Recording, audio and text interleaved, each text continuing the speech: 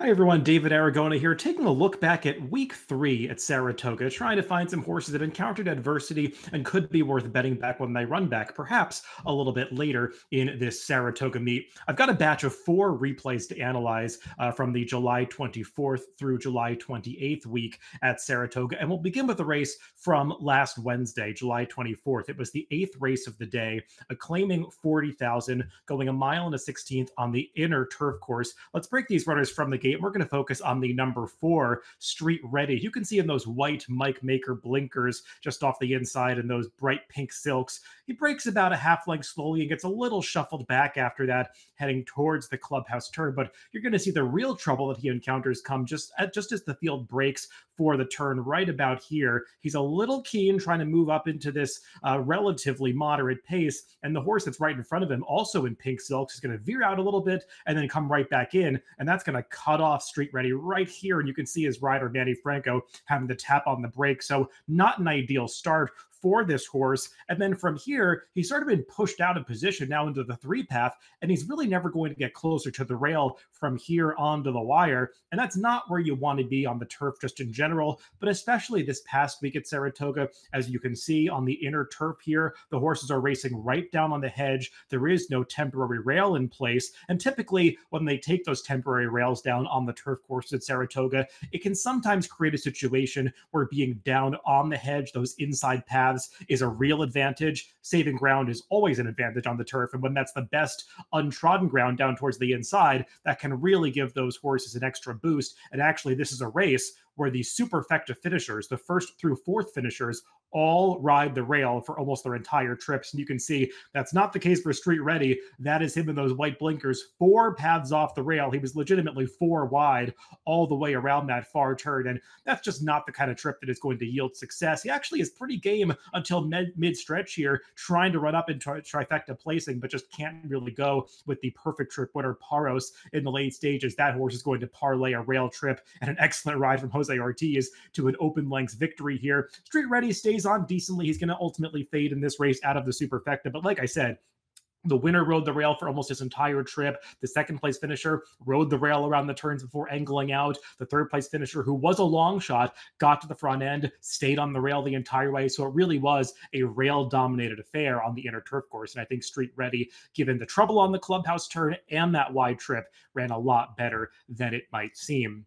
Let's move on to a dirt race. This is one from the Friday, July 26th card. It was the first race of the day, $16,000 claimer going the 1 mile distance out of the Wilson Chute. Let's break these runners from the gate. You're going to focus on gates 4 and 5. Those are Classic Mark and Coffre, and the horse just to the outside of them is the number 6, Valenzende, who's the eventual winner of this race. And you can see Valenzende is taking a left turn out of the gate, trying to cross right on over towards that rail to make sure that he secures the front end. And in doing so, he kind of cuts off both Classic Mark and Coffre, who uncoincidentally were the 2 other potential pace rivals for that eventual winner, Valenzende. So it puts that horse in a very advantageous position, basically cutting off the 2 horses that could have pressed him on the pace in the early stages. So just from that standpoint of they're having their preferred running style at hand, Classic Mark and Coffre were both placed at a disadvantage. But furthermore, this Friday card at Saratoga was a day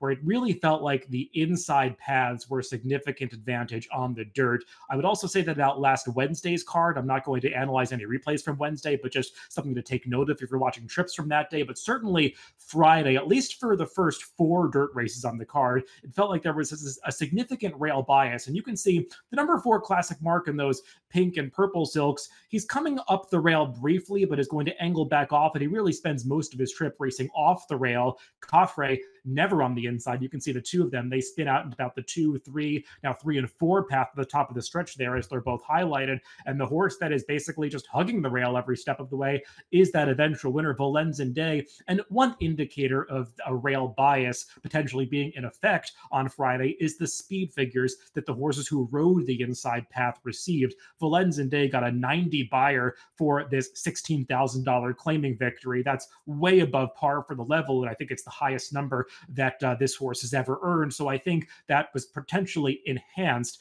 by the way the track was playing. And Classic Mark, a horse who was second off the layoff, just given the way that the trip worked out, I forgot to point it out, but he was actually also steadied slightly heading into the far turn. So he had a couple points of trouble in this race, and Coffre just wide every step of the way after getting cut off at the start, not being able to fall into his preferred running style. So I think both of these horses ran better than it seems. Now, there were a plethora of claims in this race. I think almost every runner in the field got claimed. Classic Mark going into the Joe Sharp barn, Coffre going into the Rudy Rodriguez barn, just something to be aware of when these horses show up in the entry box once again.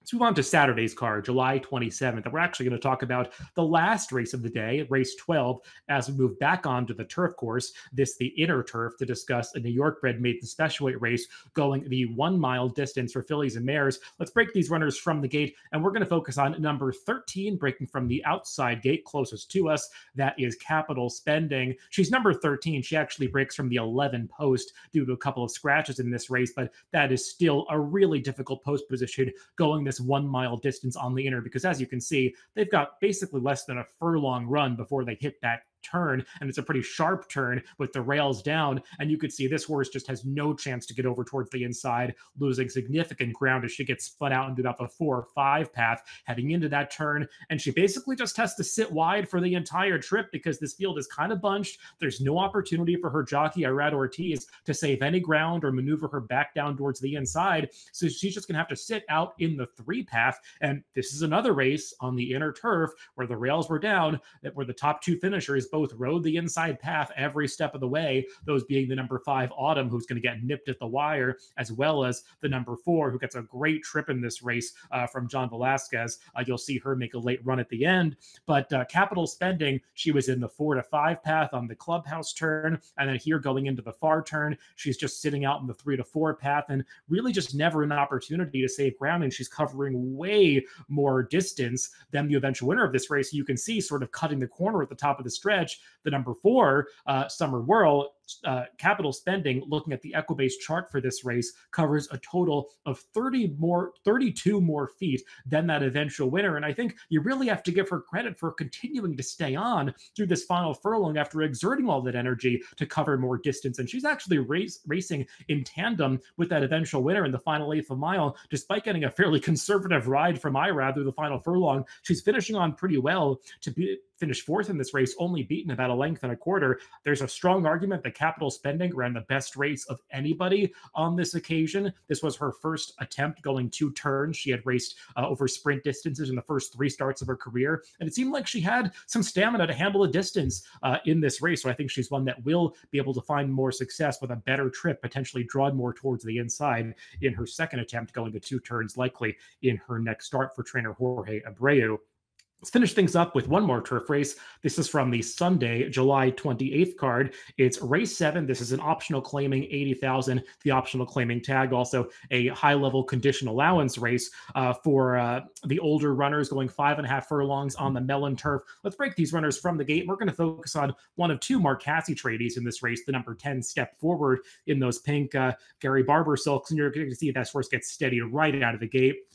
Can see it better on the head-on, which we're not going to show, but this horse gets cut off by No Balls, who was right to his outside. That horse came right over on him at the start, and Step Forward broke a half step slowly of his own accord, but then got steadied back thereafter and really loses momentum going down the backstretch, and he just completely loses contact with the field. You can see he's dropping a good 15 lengths off the leaders here, and he's going to finish last in this race after that trouble, but it's not a last place finish where the horse does no running, and you're going to see that in the stretch here. This horse unleashes quite the sprint finish and isn't going to pass anybody, but he regains contact with the field through the stretch here and is really doing some running through the lane. And you can see Jose Ortiz, he kind of gave up on the backstretch, basically got way too far behind to make up the ground to be competitive in this race, but he starts to ask this horse for some run through the lane, and he is quickly catching up to rivals. You can see that number 10 Chiclet on the bottom of the screen is just getting closer and closer to the leaders as they come onto the wire, and he's going to run out of real estate here, but he only gets beaten just around 3 lengths as they cross the wire, catching up to the second to last place runner, despite encountering some traffic right on